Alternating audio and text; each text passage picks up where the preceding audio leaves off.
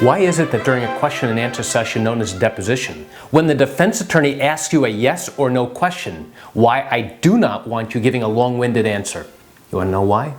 Come join me as I share with you this great information.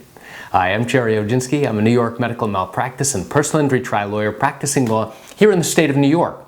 So now, during the course of your lawsuit, whether it's a car accident case, whether it's a medical malpractice case, or even a wrongful death case, during the course of your lawsuit, the defense attorney will then have an opportunity to question you in my office in what's known as a deposition. It's also known as an examination before trial. And during the course of that questioning, the attorney is going to be asking you a whole series of questions. And now, there will be some instances where the attorney will simply ask you for an answer that's either going to be yes or no. Why is it that I don't want you, in that instance, to be giving a whole long-winded answer and explanation? You want to know why? It's because the attorney is searching for key information.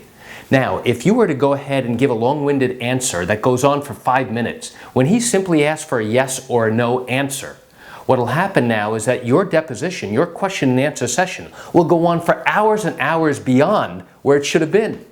Plus, by giving all that information, you are now giving him extra ammunition in which he can now go on and ask you many, many more questions. So the whole key is, this is not an opportunity for you to tell him everything that you know.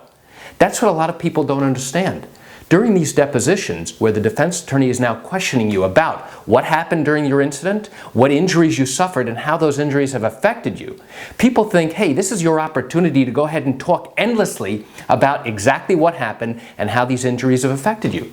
When the reality is, no, you're there only to answer the attorney's question. When it comes time to talking about the incident itself, in all likelihood, you're only going to be talking about yes or no answers if that's what the question calls for.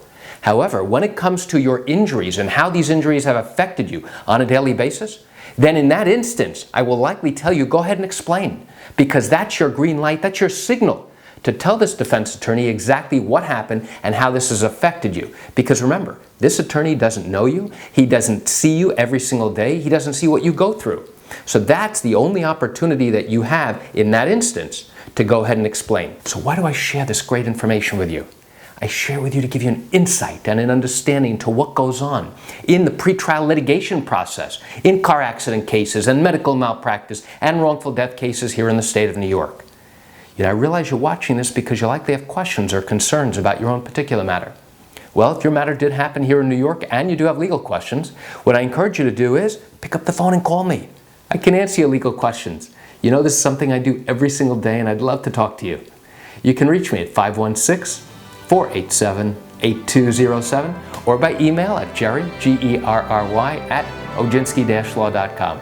That's it for today's quick video. I'm GerryOginski. Have a great day.